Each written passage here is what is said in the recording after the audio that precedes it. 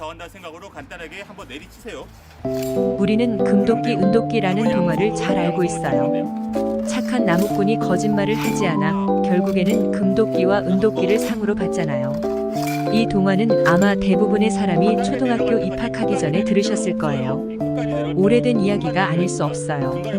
손자, 손녀가 태어나도 이 동화를 듣고 자랄 거예요.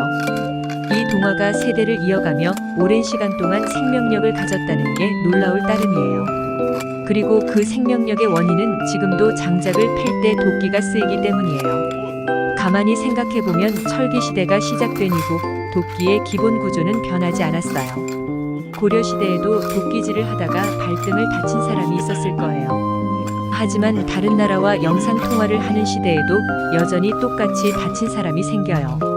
조선 시대에도 도끼질을 하다가 허리를 삐끗한 사람이 있었을 거예요. 하지만 자율주행 인력거가 도로를 다니는 시대에도 여전히 허리에 파스를 붙이는 사람이 생겨요.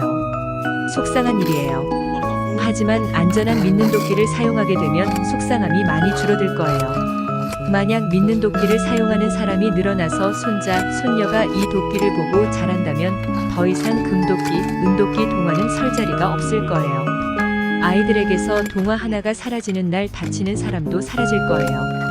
국제 금 시세가 많이 올라 신령님이 믿는 도끼 무게만큼 금과 은을 마련하기도 힘들지 않을까 싶고요.